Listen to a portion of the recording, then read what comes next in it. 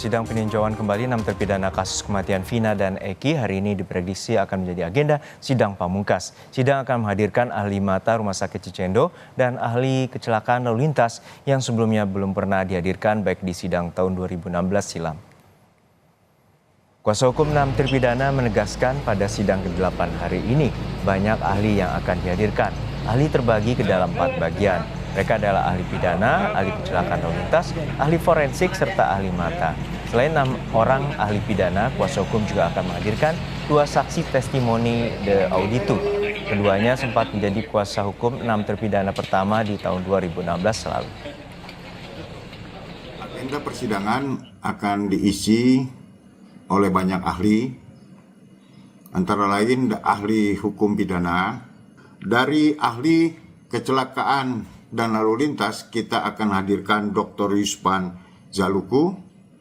Kita harapkan bahwa besok merupakan sidang pemeriksaan terakhir untuk 6 terpidana. Dan kita akan menunggu keputusan dari Majelis Hakim atas permintaan Ketua Tim Hukum kami, yaitu Profesor Dr. Oto Hasibuan, untuk diadakan pemeriksaan setempat atau sidang lapangan. Informasi terkini kita langsung sapa jurnalis Kompas TV Muhammad Syahrir Ramdan di Pengadilan Negeri Cirebon, Jawa Barat. Syahrir Ramdan, untuk saat ini siapa saja ahli yang akan dihadirkan bersaksi untuk menjelaskan terkait dengan sidang peninjauan kembali 6 terpidana kasus kematian Vina dan Eki? Dan juga selamat siang saudara, sidang ini merupakan sidang yang diprediksi akan terakhir oleh 6 terpidana yang mengajukan PK. Dan sidang hari ini menghadirkan beberapa ahli yang memang belum pernah dihadirkan pada sidang-sidang sebelumnya. Baik pada sidang PK sebelumnya, yakni terpidana yang telah bebas, dinyatakan bebas murni, yakni Sakat Tatal, dan juga sidang di tahun 2016 atau 2017 lalu. Ketiga ahli yang betul-betul baru dihadirkan pada sidang PK kali ini adalah, pertama adalah saksi mata, yakni ahli mata maksud kami, yakni Dr. Mayasari Wahyu Kuntor ini dari Rumah Sakit Mata Cicendo Bandung. Kemudian ada ahli dari kecelakaan lalu lintas Dr. Yuspan Zaluku yang juga merupakan mantan penyidik dan juga inspektur di kepolisian yang menangani lalu lintas, dan juga ada ahli dokter forensik yakni Yoni Fuadah Sukriyani. Sampai saat ini pada saat sidang dimulai sekitar pukul 10.00 WIB tadi, baru satu ahli yang telah memberikan kesaksiannya atau kepakarannya, keterangannya di muka hakim atau di majelis hakim, yakni ahli mata atas nama Dr. Mayasari Wahyu. Yang kami highlight atau yang kami garis bawahi, yakni pada saat keterangan dokter mata tersebut bahwa 50 meter berdasarkan penelitian jarak pandang manusia sudah mulai terbatas. Ini siang hari dan terlebih pada saat malam hari, yakni kemampuan jarak pandang manusia akan mulai terbatas. Yang hanya dilihat oleh manusia di atas 50 meter adalah sosok yang tidak dapat melihat 3 hal. Pertama mata, kedua hidung, dan ketiga adalah mulut. Sedangkan pada saat orang untuk mengidentifikasi benar atau tidaknya seseorang, identitasnya sesuai dengan yang dikenali atau tidak, itu adalah dengan 3 faktor tadi, mata, hidung, dan juga mulut. Tidak hanya itu, pada saat objek bergerak, ada kendaraan atau dia menyontohkan pada saat kereta api lewat, seorang hanya dapat melihat objek secara luas, tidak dapat bisa memberikan informasi yang sangat detail terkait barang-barang tersebut, misal merek dari sebuah kendaraan, jenis motor kendaraan, dan juga warna yang digunakan pada saat apalagi itu terjadi di malam hari. Sampai saat ini pihak majelis hakim masih terus melakukan pemeriksaan dan juga sejumlah ahli masih terus memberikan kesaksiannya. Yang saat ini sedang berlangsung, Juno, adalah ahli dari kecelakaan lalu lintas, yakni Dr.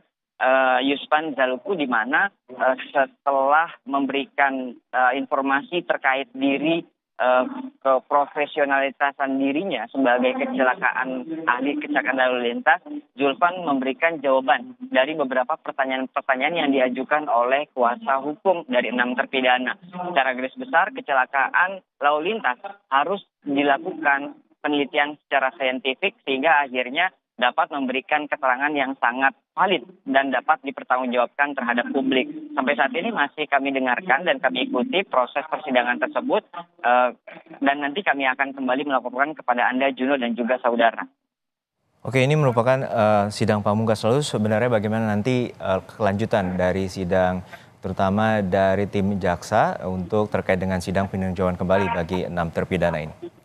Satu hal yang menarik dari sidang hari ini yang kami dengar tadi pada saat jeda antara ahli mata setelah selesai memberikan kesaksiannya, kemudian ada proses jeda sedikit sebelum kesaksi ahli kecelakaan lalu lintas, kuasa hukum memberikan pertanyaan kembali menunggu jawaban dari majelis hakim terkait upaya untuk melakukan sidang secara terbuka di lokasi kejadian.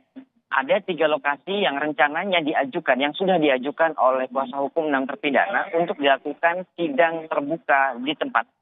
Yakni pertama adalah sekitar rumah RT Pasren, yakni warung di mana terpidana itu mengumpul. Kemudian juga lokasi yang diduga merupakan yang telah diputuskan merupakan lokasi pembunuhan, yakni depan SMPN 11 Kota Cirebon atau di belakang showroom tepatnya.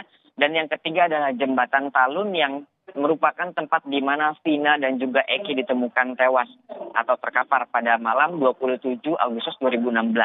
Hakim menjawab pernyataan tersebut atau pertanyaan tersebut bahwa hari Rabu akan diputuskan hasil rapat yang akan dilakukan oleh majelis hakim, dan bila akhirnya dikabulkan oleh majelis hakim untuk dilakukan sidang terbuka akan dilakukan pada hari Jumat nanti, yakni hari Jumat tanggal 27 September 2016 akan dilakukan sidang terbuka di 3 lokasi oleh hakim, pihak pemohon yakni para 6 terpidana dan juga kuasa hukumnya, serta pihak termohon yakni jaksa penuntut umum. Yang tadi pada saat ditanyakan oleh majelis hakim, jaksa penuntut umum hanya memberikan kepada majelis hakim sebagai keputusan utamanya apakah akan dilakukan sidang terbuka di lokasi ataupun tidak. Juno. Kita nantikan bagaimana akhir dari sidang peninjauan kembali yang akan dilaksanakan pada tanggal 27 September mendatang atau Jumat depan. Terima kasih jurnalis Kompas TV Muhammad Syahri Romdon dari Pengadilan Negeri Cirebon, Jawa Barat.